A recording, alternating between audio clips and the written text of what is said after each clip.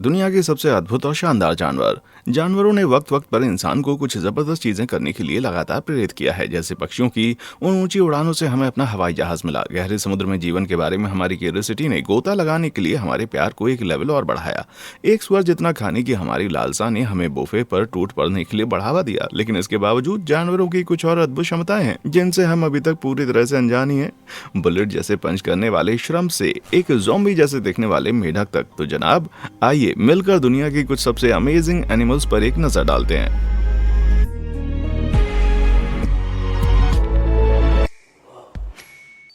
Slow burn. दोस्तों, आप तपती गर्मी को कितना हैंडल कर पाते हैं? मैं तो इसका एक माहिर खिलाड़ी हूँ, क्योंकि मैं अपना सारा वक्त तो वाव फैक्ट्स के सर्वर फार्म्स में ही बिताता हूँ। और यार, वहाँ की गर्मी तो तंदूर जैसी होती है, लेकिन इसके बावजूद भी मैं इस गहरे समुद्र के जीव जो कि आपके बगीचे के स्नेल की कार्बन कॉपी जैसा है, उसके सामने चाय कम पानी ज्यादा हूँ जनाब। मैंने जैसा शब्द इसलिए यूज किया क्योंकि दूसरे एंगल से देखने पर यह स्नेल के नाम पर धब्बा है। दोस्तों, पेश है पपड़ीदार गैस्ट्रोपोड या वोल्केनो स्नेल, जो हिंद महासागर की सबसे गहरी वाली गहराइयों में रहता है, या सीधे कहूँ तो 1.5 मील नीचे तक। माने इतनी गहराई है जितना कि अगर बुर्ज खलीफा, जो दुनिया की सबसे ऊंची बिल्डिंग है, उसे पानी के सीधे नीचे एक के ऊपर एक 3 बार बनाया जाए। आपको बता दूं, समुद्र की सतह के लगभग हर 32 फीट नीचे गोता लगाने पर एटमॉस्फेरिक प्रेशर 1 तक बढ़ जाता है। मतलब कि पानी के 1.5 मील नीचे आपको प्रेशर के लगभग 241 एटमॉस्फेयर का दबाव सहना पड़ेगा। ये पता कैसा होगा? जैसे एक हाथी अपने पांव पर खड़ा हो, पर हाँ, उसके नीचे आपकी जिंदा बॉडी भी पड़ी है। बाप रे! लेकिन अगर आपको ये अभी भी अपने लिए थोड़ा इजी टास्क लगता है तो जरा इस फैक्ट पर गौर फरमाइए। ये सटीक नाम वाला वोल्केनो स्नेल ज्वालामुखी के वेंट्स में भी अपना घर बनाता है। जनाब, इन वेंट्स का तापमान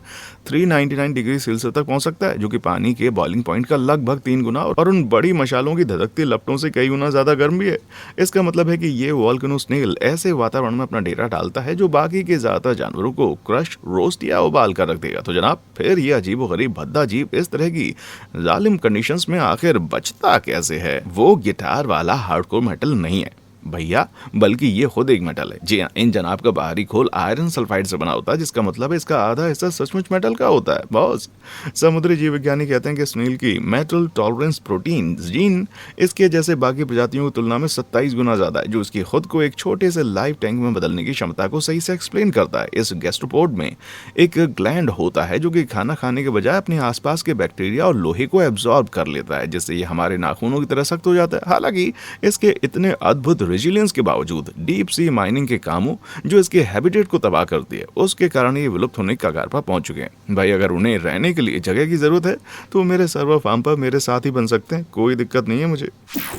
पफ के मैदान। पफा फिश को हर कोई पसंद करता है। यह सुंदर चमकीले रंग की मछली दुनिया भर के ट्रॉपिकल और सब ट्रॉपिकल क्षेत्रों में पाई जाती है, और इसे देखना सभी गोताखोरों के लिए एक पसंदीदा दृश्य है। जैसा कि आप उनके नाटे मोटे बाहरी शरीर को देखकर समझ ही सकते हैं कि बेचारी छोटी मछलियां निहायत ही डिफेंसलेस होती हैं और उस चमकीले रंग से वो आसानी से स्पॉट हो जाती हैं। हालांकि उत्तेजित होने पर वे अपने शरीर को पानी से फुलाकर अपने ओरिजिनल साइज से 3 गुना ज्यादा तक फैल सकती हैं। और अगर इससे भी इनके शिकारी नहीं डरे तो सुनिए, इनके कई प्रजातियां जैसे घातक फुगू निहायत ही ज्यादा जहरीली होती है। पर जनाब, इस जीव के इतने दिलचस्प पहलुओं के बावजूद इनमें से कोई भी वो वजह नहीं है जो कि असल में इस पफा फिश को इतना अमेजिंग बनाती है। बल्कि वो फैक्ट पता है क्या है? जनाब, ये पफा फिश एक निहायत ही मनमोहक और शानदार कलाकार भी है। अरे यार, ये कितना शानदार आर्ट है ना। हाल ही में 1995 में ये पता चला कि सबकी फेवरेट पफा फिश के पास संभोग करने का एनिमल किंगडम का सबसे अनोखा और विचित्र तरीका होता है। बॉस, जब एक मेल पफा फिश अपने साथी को आकर्षित करना चाहता है तो वो सबसे पहले समुद्र के तल के सबसे अनडिस्टर्ब पैच की तलाश करते हैं। फिर इसके बाद वो अपने पंखों और शरीर का इस्तेमाल करके उस रेत में धीरे धीरे से ऐसे सिमेट्रिकल ग्रूव्स और पैटर्न बनाना शुरू कर देते हैं। जैसे जैसे समय बीतता है ये पैटर्न फैलने लगता है, जिससे ये एक प्रकार का डीप सी क्रॉप सर्कल जैसा दिखता है। मुख्य नींव के बन जाने के बाद ये पफा फिश एक प्रकार की गहरे समुद्र की सजावट के रूप में इस घेरे में पत्थर और कंकड़ जोड़ना शुरू कर देती है। इस तरह से एक सर्कल पूरा करने में काफी वक्त लगता है, और इसे पूरा करने के लिए बेचारे मेल पफर को पूरे हफ्ते 24 घंटे काम करना पड़ता है। और आपको लगता था कि आपकी वो ऑनलाइन डेटिंग टफ थी? हाँ, मछली को इतने घंटे इसलिए जी तोड़ मेहनत की जरूरत पड़ती है क्योंकि रेत में मामूली बदलाव भी सर्कल की उस स्ट्रक्चरल इंटीग्रिटी को नुकसान पहुंचा सकता है। हालांकि हमें ये नहीं पता कि वो महिला मछली उस सर्कल में क्या अच्छा बुरा ढूंढती है, पर यह माना जाता है कि उसका साइज और सिमेट्री एक अहम भूमिका निभाते हैं। भाई, मैंने भी पफा फिश की इस निंजा टेक्निक को अपनाया था, पर पता नहीं क्यों आज 3 दिन बाद भी मेरे घर के चारों ओर के वो कचरे के कैन अभी तक एक भी परफेक्ट मैच को अट्रैक्ट नहीं कर पाए हैं। इमोशनल डैमेज है ना। राक्षस के मुंह वाली मकड़ी। जब से इस चैनल की शुरुआत हुई तब से मुझे नीचे कमेंट्स में लाखों क्रिएटिव इंसल्ट्स मिली हैं, जैसे एनोइंग ओब, एक इंटरनेट लूजर और भी न जाने क्या क्या, लेकिन फिर भी मेरी इस बेचारे स्पाइडर जैसी धज्जियां नहीं उड़ाएगी। इसे राक्षस के मुंह वाला स्पाइडर कहा जाता है। सच में इतना बदसूरत है क्या? ये क्या है? इसे स्क्रीन से हटाओ यार। ये अजीब सा क्रीपी जीव अफ्रीका और ऑस्ट्रेलिया के जंगलों में पाया जाता है। अगर इसके वो बड़े डेले आपको भी डरा रहे हैं तो सुनिए, उसका एक खास कारण है। इस राक्षस के मुंह वाली मकड़ी की दुनिया में किसी भी मकड़ी की अब तक की सबसे बड़ी आंखें, और वो लाइट के लिए बहुत ही परसेप्टिव हैं। ये हमारी तुलना में 15,000 गुना ज्यादा फोटोन को एब्जॉर्व कर लेती हैं। इसके अलावा कानों की कमी के बावजूद वे अपने पैरों के पतले बालों का इस्तेमाल अपने आसपास की आवाजें सुनने के लिए करती हैं। तो भैया आखिर वो अपनी हाइपर परसेप्शन का यूज किस लिए करते हैं? तो जनाब, आपको खेद होगा आपने ये सवाल पूछा। अपने कई रिश्तेदारों की तरह ये राक्षस वाली मकड़ी भी सिल्क के एक जाल बुनती है, जिसे वो स्पिनर रेट नाम के अंग से पैदा करती है। लेकिन इसकी खास बात पता है क्या है? वो आराम से बैठकर इस जाल में अपने शिकार के फंसने का इंतजार नहीं करता, बल्कि वो इससे भी डरावनी चीज करता है। इंतजार के ये राक्षस मकड़ी एक दूसरा छोटा जाला बनाती है, जिसे वो अपने अगले पैरों के बीच में रखती है। इस छोटे से जाले को बनाने के बाद ये मकड़ी हवा में झूलते हुए अपने पहले वाले जाले से लटक जाती है, और यही वो पॉइंट है जहां ये पापी कुछ डरावना करता है। ये इसके नीचे कुछ चारा रखता है, टट्टी का चारा। जी आपने सही सुना, ये मकड़ी इतनी विकसित हुई है कि इसके अपने मलमूत्र से इसके शिकार को स्वादिष्ट खाने जैसी महक आने लगती है। जब एक छोटा सा कीट नीचे से गुजरता है तो उस छोटे वेब को एक जाल जैसे यूज करके ये राक्षस के मुंह वाली मकड़ी उस पर तेजी से झपटती है। ये इस जाले के नीचे उसे भटकते हुए बेचारे जीव को फंसा लेती है। फिर वो जाला कीट की त्वचा को जकड़ लेता है, जिससे उसके बचने के सारे रास्ते बंद हो जाते हैं। इस पॉइंट पर ये ओगर मकड़ी अपने शिकार में एक एसिडिक जहर को इंजेक्ट करती है, जो कीट को अंदर से पिघला देता है। फिर ये चालबाज इन बेबस लाचार पड़े शिकार को आराम से खाता है। माना कि इस तरह जान गंवाना बहुत ही डरावना तरीका, लेकिन उससे शर्मनाक बात यह है कि ये एक टट्टी की वजह से आपकी मौत हुई है। कमाल है यार। द अमेजिंग ब्रिंटंग। दोस्तों, क्या आपको कभी इतना गुस्सा है कि आपका मन किया हो कि अपना सर जोरों से दीवार पर पटक दें? खैर, इसमें कुछ भी स्पेशल नहीं है, क्योंकि एक वुड पैकर तो दिन में हजारों बार ऐसा करते हैं। वुड पैकर एक ऐसे छोटे रंगीन पक्षी हैं जो पूरी दुनिया में पाए जा सकते हैं, और उन्हें एनिमल किंगडम के ऐसे जैकहैमर होने का खिताब दिया गया है जो अपने दिन पेड़ों में लगातार छेद करते हुए बिताते हैं। वो ऐसा अपने लिए घोंसला बनाने के साथ साथ पेड़ की छाल के नीचे पाए जाने वाले किसी भी कीट को साफ करने के लिए करते हैं। अगर आपकी इससे बहस हो गई तो भैया आप उस वुड पैकर को कभी टक्कर नहीं दे सकते। ये अविश्वसनीय पक्षी एक सेकंड में 20 बार अपनी चोंच से एक पेड़ पर वार करते हैं। ये मेटल कॉन्सर्ट में सबसे हार्डकोर हेड बैंगर से भी ज्यादा भाई। आमतौर पर 425 ग्राम के वजन के होने के बावजूद एक वुड पैकर फटाक से कुछ ही दिनों में अपने ऐशो आराम के लिए एक परफेक्ट गोल वाला घोंसला बना सकते। एक वुड पैकर की खोपड़ी उसके पूरे शरीर में इस हैमरिंग के इम्पैक्ट को रीडिस्ट्रीब्यूट करती है, इसलिए उन्हें कभी भी गंदी वाली सिरदर्दी होने का चांस ही नहीं है। इन छेदों को बनाने के बाद एक वुड पैकर अपनी लंबी जीभ को पेड़ के अंदर डालकर अंदर के उन सभी स्वादिष्ट कीड़े को बेझिझक होकर निकल जाता है। ऐसा इसलिए हो पाता है क्योंकि एक वुड पैकर की जीभ आमतौर पर उसकी चोंच की लंबाई से दोगुनी होती है, जिससे वो दूर तक आराम से फ्रेंचेस कर पाते हैं। अगर ये अपनी पूरी जीभ निकाले तो ये उसकी चोंच से 5 इंच दूर तक फैल सकती है बॉस। अब अगर आप इस छोटे से जीभ को सामने देखकर हैरानी से ये सोच रहे हैं कि भैया इतनी लंबी जीभ आई कहां से, तो सुनिए, उसकी निहायत लंबी जीभ असल में उसकी खोपड़ी के अंदर कर्ल हुई होती है। एक वुड पैकर की जीभ ज्यादातर जानवरों की तरह गले के नीचे नहीं जाती है, बल्कि वो इसकी खोपड़ी और सिर के बीच ऊपर और पीछे की ओर लिपटी रहती है। बहुत ज्यादा प्रजातियां होने के कारण दर्जनों वुड पैकर्स अपनी एक खासियत रखते हैं। जैसे एकॉर्न वुड पैकर्स कुछ ऐसा बनाते हैं जिन्हें ग्रीनरी ट्रीज कहा जाता है। ये सूखे पुराने पेड़ होते हैं जिनमें वे छेद करते हैं, जिसमें फिर से आराम से हजारों एकॉर्न जमा कर सकते हैं। फिर वे सर्दियों के दौरान अपने एकॉर्न्स के भंडार का आनंद लेने के लिए इन पेड़ों पर वापस लौट आते हैं। माने एक पुराने मरे पेड़ को अपनी पर्सनल वेंडिंग मशीन बना लेते हैं। वाह भाई, मुझे खुशी है कि वुड पैकर्स को इन मजेदार फैक्ट के लिए याद किया जाता है, ना कि उनकी बेतुकी वुडी वुड पैकर फिल्म के लिए। क्यूट वाटूसी। दोस्तों, पेश है मेरे इस झुलसती गर्मी को मात देने के 3 टिप्स। एकदम हवादार लूज कपड़े पहने, रज रज के नींबू पानी पिए, और हाँ, सबसे जरूरी 8 फुट के लंबे सींग हो गए। इससे पहले कि आप मुझे गालियां देना शुरू कर दें, जनाब इस प्यारी सी वाटसी को देखिए। वाटसी मवेशियों की एक ऐसी नस्ल है जिसकी तारें सीधे जाकर एंशिएंट इजिप्ट से जुड़ जाती हैं। उनके पूर्वजों को प्राचीन चित्रलिपि में भी चित्रित किया गया। ये भारी भरकम बछिया अपने कंधे से लगभग 6 फीट लंबी और लगभग 725 किलो के अपने वजन के लिए मशहूर है भाई। ये लगभग 15 बियर के क्रेट जितना हुआ। उस वजन का एक बड़ा हिस्सा उनके विशाल सींगों से आता है, जो एनिमल किंगडम के कुछ सबसे बड़े सींगों में से एक है। इनके इस डरावने हथियार की लंबाई चौंकाने वाली 8 फीट होती है बॉस, जिनका सर्कमफ्रेंस 30 इंच का होता है, जबकि एक बहुत बड़ा हो सकता है, लेकिन ये अब तक के मापे गए सबसे बड़े वाटसी सींगों की तुलना में कुछ भी नहीं है। पेश है सीटी वुडी, जिसने 2004 में सबसे बड़े सींग वाले जानवर के लिए Guinness book of world record में अपना नाम दर्ज करवाया। सीटी वुडी के इस खतरनाक सींगों का सर्कमफ्रेंस लगभग 40 इंच मापा गया। जरा सोचिए अगर आप पीछे की ओर ऐसी बाजुओं के साथ घूम रहे हैं जो हर एक 4 फीट लंबी और बास्केटबॉल से भी ज्यादा मोटी हो, तो बस जनाब वो वुडी ऐसे ही बोझ ढो रही थी। मजे की बात यह है कि वाटरसूई के सींगों का कोई निश्चित आकार नहीं होता और हर गाय के एकदम अलग सींग होते हैं। यही कारण है कि कुछ इधर उधर मुड़ जाते हैं जबकि बाकी सीधे बाहर की ओर निकल जाते हैं। इसके अलावा वाटरसूई के सींग कभी बढ़ना बंद नहीं होते। इसका मतलब इनका आकार हमें यह आसानी से बताएगा कि वाटरसूई कितने साल पुरानी है। उनके विशाल आकार और बड़े सींग वाले पे लोड के बावजूद वाटरसूई को एक्चुअली जिंदा रहने के लिए ज्यादा खाना नहीं पड़ता है। ऐसा माना जाता है कि वाटरसूई की ये वाली खूबी और सींगों की एक खास सीक्रेट खासियत इन्हें अफ्रीकी गर्मियों से आराम से जूझने में मदद करती है। बताओ सीक्रेट क्या है? जनाब, एक वाटरसूई के सींग उनके एयर कंडीशनर होते हैं। एक वाटरसूई अपने शरीर के तापमान को अपने सींगों के माध्यम से प्रसारित करने में सक्षम होता है। तो जब एक प्रकार की हीट एक्सपल्शन प्रणाली के रूप में ये बाहर की ओर रेडिएट होता है। ये ऐसा कर सकती है क्योंकि कई बार जानवरों के उलट वाटरसूई के सींगों में असल में उनके अंदर ब्लड वेसल्स होते हैं जो पूरे शरीर में गर्मी का संचालन करने में सक्षम होते हैं। वाह, बहुत खूब। ये मेरे पिछली गर्मी में बनाए गए इलेक्ट्रिक फैन से लाख गुना धांसू है और कारगर भी। मेरे सिर पर अभी भी जलन के निशान है भाई। जी हाँ, माना कि ऐसा पोर्टेबल एसी बनाना आपके बस का रोग नहीं है। आप वो खतरे का जाल बुनने में बिल्कुल रुचि नहीं रखेंगे। तो बताओ आप इनमें से किस जानवर की धांसू क्षमता को अपने आप में देखना ज्यादा पसंद करेंगे? नीचे कमेंट सेक्शन में आकर बताएं और ऐसे ही अमेजिंग कंटेंट के लिए उस लाइक और सब्सक्राइब बटन को जरूर दबाएं। कर दिया? चलिए आगे बढ़ते हैं। फ्लैटलाइनर। एक बार एक फ्लैट फिश बार में तैरने के लिए पहुंची तो बारटेंडर ने पूछा, ऐसा फ्लैट चेहरा क्यों? माफ करें, ये जो कि फ्लैट पड़ गया है ना। कमाल है यार, मेरी कॉमेडी स्किल्स अचानक से थिन क्यों होने लग गई? खैर चलिए छोड़िए। पेश है फ्लैट फिश और निहायत अजीब सी प्राणी है ये।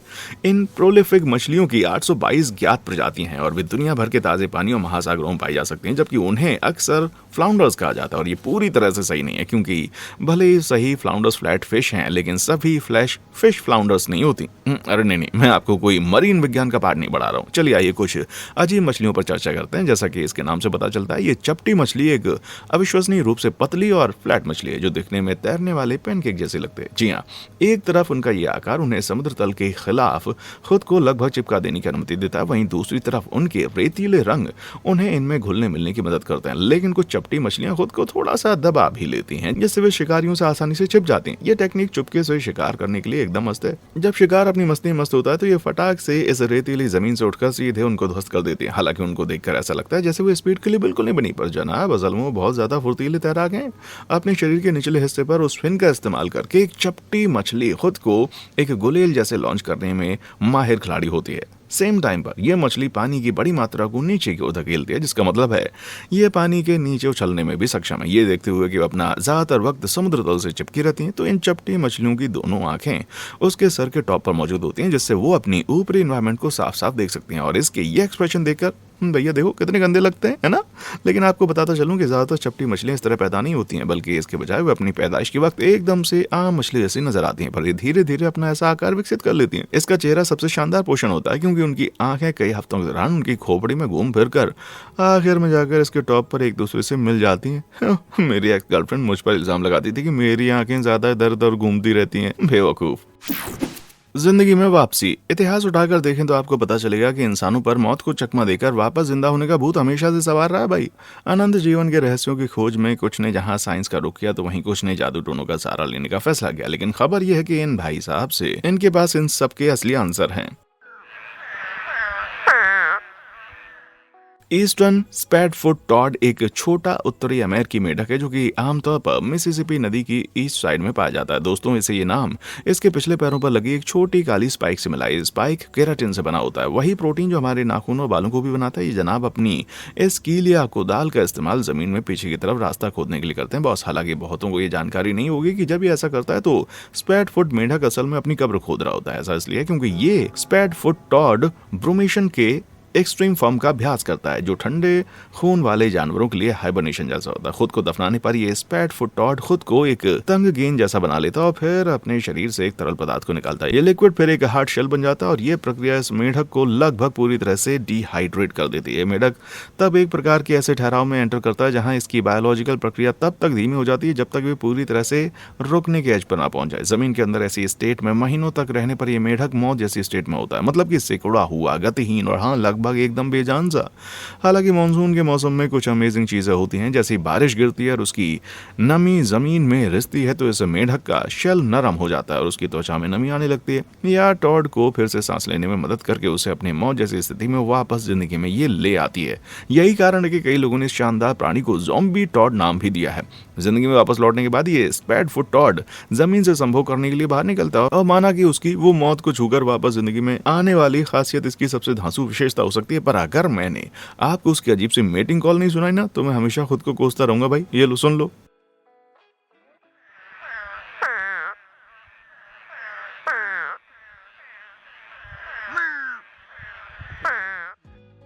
भैया ये तो ऐसा लगता है जैसे कोई मेढक की आवाज का मजाक बनाकर उसकी नकल कर रहा है। संभोग के बाद ये स्पैट फुट टोड फिर से खुद को जमीन में वैसे ही गाड़ कर फिर अपनी मौत से खिलवाड़ करेंगे। भाई अच्छी बात यह है कि इन मेढकों को पालतू जानवर के रूप में नहीं रखा जाता, क्योंकि सोचिए अपने बच्चों को समझाना कितना मुश्किल हुआ कि उनका एक छोटा दोस्त मर चुका है। किस लिए? जी हाँ, हफ्ते बाद फिर से जिंदा होने के लिए। कमाल है।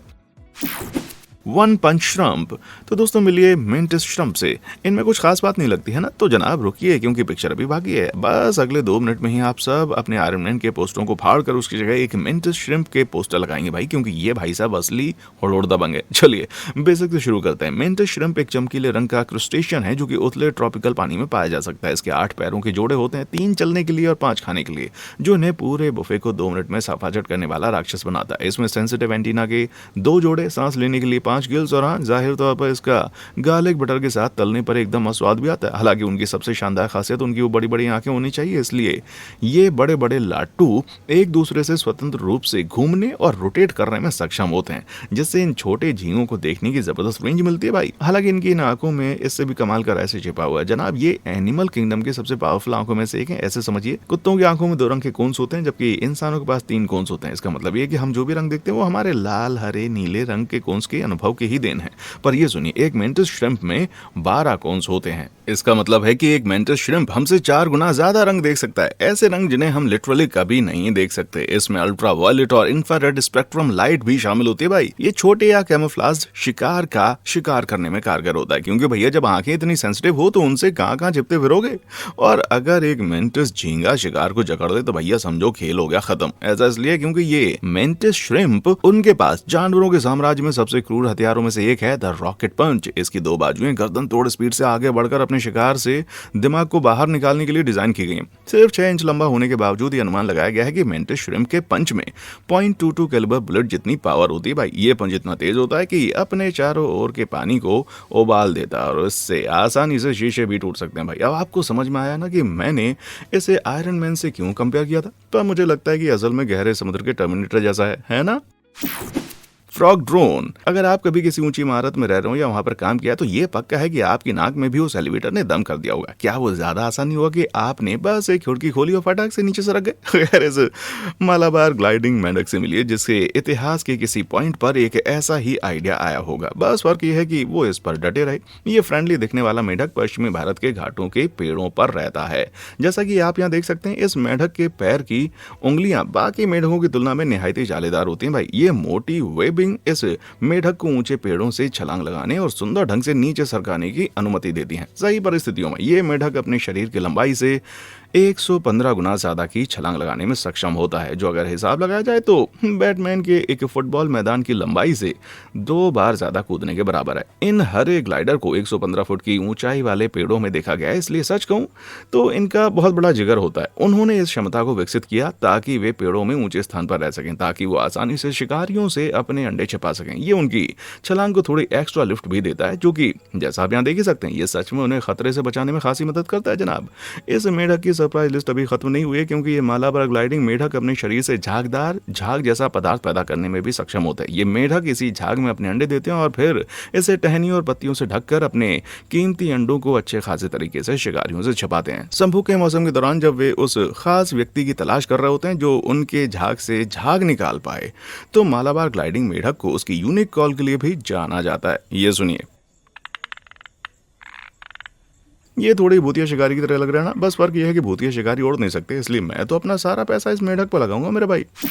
ये प्लेटी प्लेटी क्या है? जब आप एलियन शब्द सुनते हैं तो आपके चंचल मन में कौन कौन सी इमेजेस बनती हैं? उभरी हुई आंखें, टेंटिकल्स के गुच्छे, धड़कता हुआ दिमाग, है ना? तो भैया मैं आपको यहाँ ये बताने आया हूँ कि असली एलियंस असल में ऐसे नजर आते हैं। ऐसा इसलिए है क्योंकि प्लेटिपस निस्संदेह पृथ्वी पर सबसे अनोखे और अजीब जानवरों में से एक होता है। ऐसा लगता है कि हर दशक में हमें इन छोटे अजीब व गरीब लोगों के बारे में कुछ नई और अजीब सी चीजें पता चलती हैं। आइए बिल्कुल शुरुआत से शुरू करते हैं, ठीक है ना?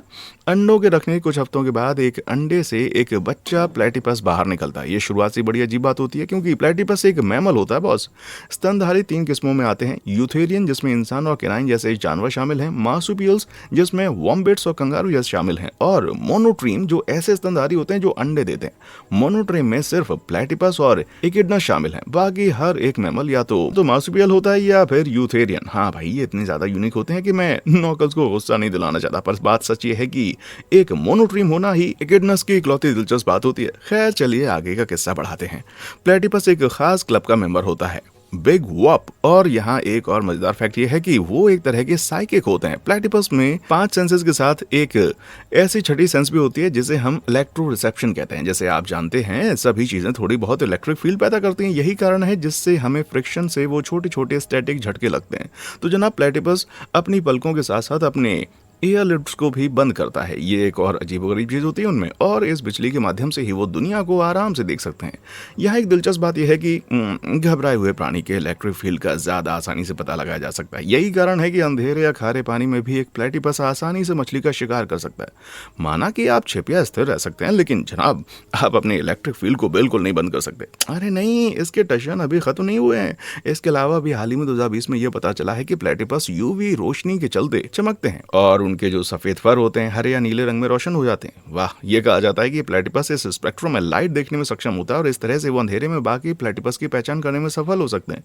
देखो भाई, मैंने कहा था ना कि हम हर दशक में उनके बारे में कुछ नया खोज लेते हैं। और हाँ, इससे पहले कि मैं भूल जाऊं, भैया वे जहरीले भी होते हैं। ये अपने संभोग के माध्यम में अपने पिछले पैरों के स्पाइक से एक हानिकारक जहर पैदा करते हैं। आपको सुनकर आश्चर्य नहीं होगा कि वे ऐसा करने वाले एकमात्र मैमल्स होते हैं बॉस। ईमानदारी से कहूं तो ये लोग इतने अजीब हैं कि मुझे आश्चर्य नहीं होगा कि अगर जब आखिरकार एलियंस हमारी छोटी नीली दुनिया पर अपने कदम रखें तो उनके साथ इन जीवों की शक्ल के जाने पहचाने चेहरे भी नजर आए। तो जनाब ये थे कुछ अद्भुत क्रिएटर्स और आदरणीय वर्मिट। क्या आप किसी ऐसे अद्भुत जानवर को जानते हैं जो मुझसे छूट गया हो? नीचे कमेंट सेक्शन में आकर जरूर बताओ। देखने के लिए शुक्रिया।